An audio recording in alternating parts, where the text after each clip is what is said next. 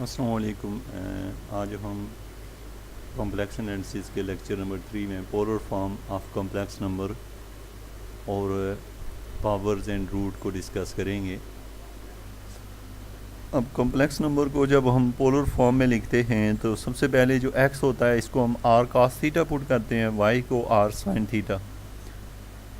अब इसको जब पोलर फॉर्म में कन्वर्ट करें, हमें पता है कि जो z होता है x प्लस वाई ओटा होता है, तो x की जगह उसकी वैल्यू और y की जगह उसकी वैल्यू पुट करते हैं, तो इस तरीके से हम लिखते हैं। तो ये जो कॉम्प्लेक्स नंबर है ये पोलर फॉर्म में आ गया। अब यहाँ पे पोलर फॉर्म में हमें दो चीज़ें चाहिए होती हैं, एक एंगल जो है थीटा और दूसरे नंबर पे हमें r चाहिए होता है। हमें r फाइंड करने के लिए हम इन फार्मूलों का यूज़ करते हैं, यानी x r थीटा में ये फार्मूला यूज़ करते हैं x square plus y square under root लेते हैं तो हमारे पास r की वैल्यू आ जाती है।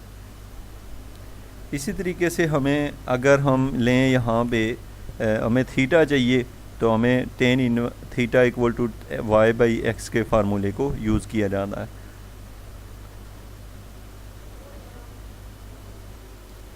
हम इसमें एक स्पेशल डिस्कशन में ये है कि हमारे पास जो इक्वेशन 4 है, अगर हम टेन को इधर ले जाएं तो tan inverse of y by x. अब देखें अगर हमारे पास यहाँ पे ये जो वाई बाई एक्स है ये हमारे पास इस केस में हम कहते हैं थीटा इज़ डायरेक्टेड एंगल है और ये पॉजिटिव एक्स एक्सिस के साथ बन रहा है। मीन थीटा ये वाला एंगल है जो ओ पी जो है पॉजिटिव एक्स एक्सिस के साथ बना रहा है। एंगल जो होता है major in radian and positive in the counter clockwise. और दूसरी बात ये कि हम एंगल को मैयर करते हैं काउंटर क्लॉकवाइज, इसको मैयर किया जाता है और इसको पॉजिटिव लिया जाता है। यहाँ पे हमारे पास है, अगर हम z की वैल्यू ज़ीरो रख लें, अगर हमारे पास z की वैल्यू ज़ीरो हो, the angle theta is undefined. हमारे पास जो एंगल थीटा होता है वो अनडिफाइंड हो जाता है, क्योंकि यहाँ पे हमारे पास इसकी वैल्यू इन्फिनिटी पे पहुंच जाती है और 90 के एंगल पे।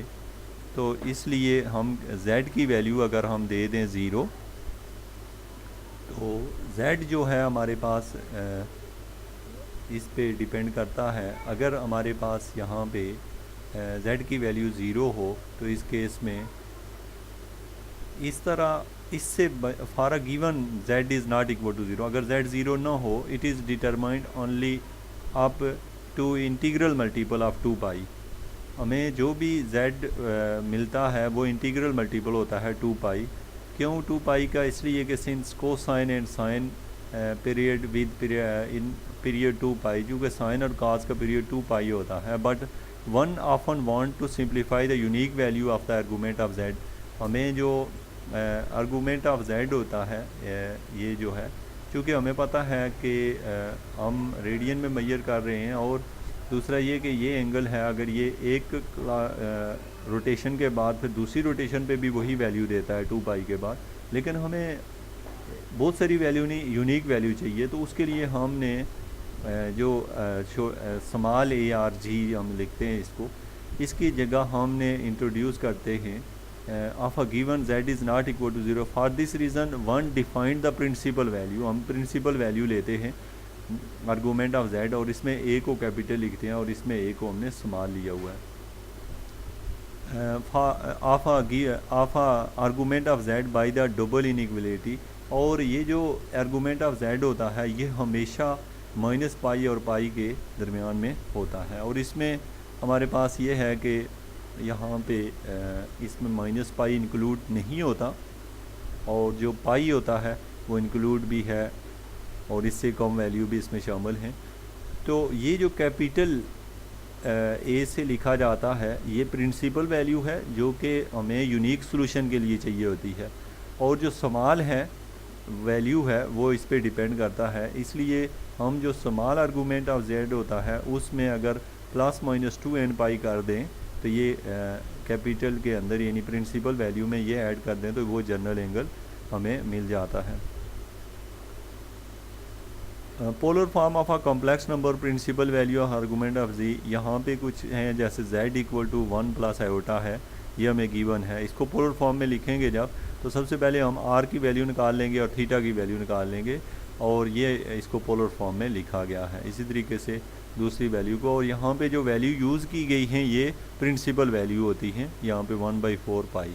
अगर हम इसमें जनरल वैल्यू रखें तो वैल्यू की फॉर्म इस तरह की होगी, प्रिंसिपल वैल्यू के अंदर 2n पाई ऐड होगा।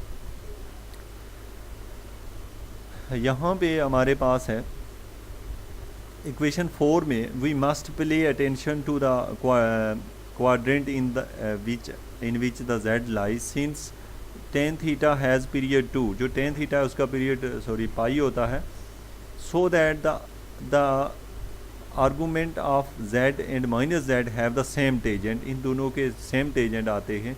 एग्जांपल अगर हम लें इसके लिए तो थीटा 1 है argument of 1 plus iota, and theta 2 equal to argument of -1 and minus iota. अब यहाँ पे आप देखें कि हमारे पास ये फिगर कौन सी, अगर इसको इसके अपोजिट साइड पे ही आ जाता है आर्गूमेंट में, we have theta 1 tan theta 1 equal to tan theta 2 equal to 1, चूँकि इन दोनों के दरमियान जो रिलेशन बनता है वो पाई होता है।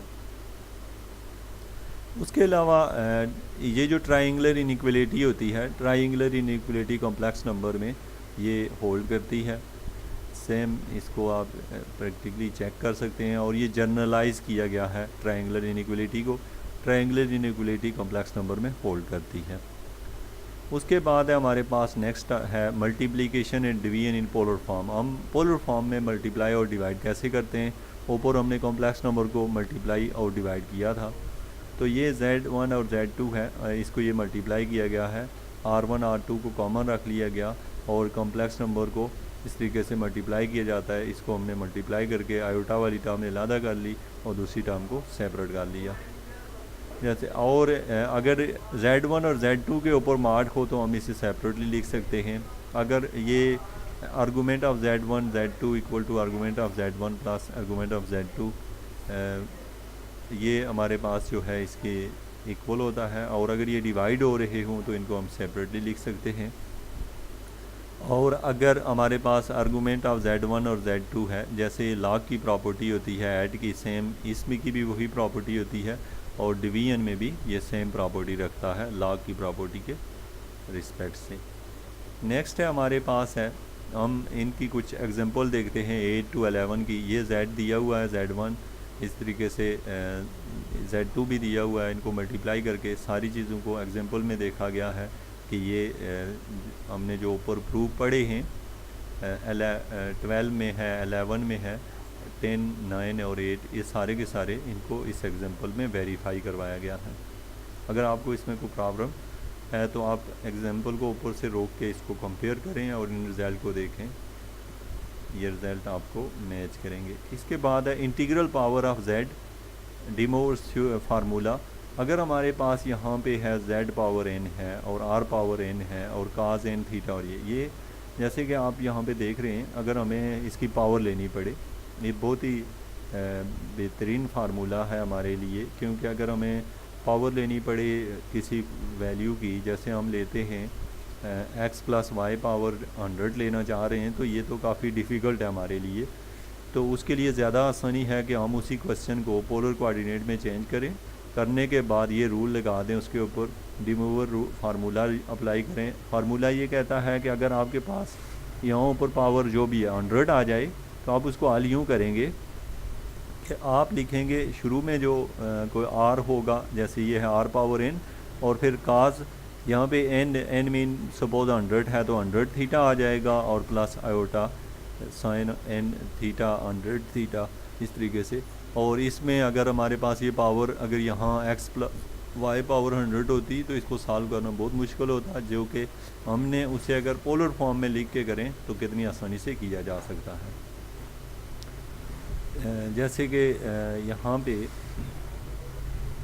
इसका थोड़ा सा इस एक्सप्रेशन को यूज़ किया गया है, देखें cos n theta and sin n theta in term of power of cos theta and sin theta to instant for n equal to 2 we have on the cos square theta plus 2 iota cos theta sin theta minus sin square theta, taking the real and imaginary part on the both side of 13 steric। हम इसकी बात करें, और फिर यहाँ पे है suppose कि हम इसको 2 के लिए सॉल्व कर रहे हैं तो बहुत सिंपल है, यहाँ पे हम 2 रख लेंगे पावर में। जब हम इसकी जगह 2 रखेंगे तो हमें पता है कि इसका आंसर जो है वो आ जाएगा हमारे पास cos 2 theta plus iota sin 2 theta. तो यहाँ से हमने अगर इसको देखें तो ये हमारे पास इसका रिज़ल्ट है। इसको यहाँ पे sin थीटा यहाँ पे कंपेयर किया गया है दोनों साइडों पे, पोलर और जो क्वाड्रेटिक है उन दोनों को सेपरेटली कंपेयर किया गया, तो ये रिज़ल्ट लिखे हैं। यानी आयोटा वाले टर्म को आयोटा से कंपेयर किया और दूसरी टर्म को दूसरी टर्म से कंपेयर किया, और इसमें ऊपर हमने 2 रख के इसका फार्मूला लेफ़्ट पे ओपन किया और राइट पे वैल्यू पुट की, तो हमारी वो आइडेंटिटी सेटिस्फाई हो रही है। अब हम बात करते हैं रूट की। रूट्स की हम बात करेंगे, इसके लिए हम नेक्स्ट लेक्चर में आएंगे ताकि हम देख सकें कि रूट्स कैसे निकालते हैं क्वाड्रेटिक में।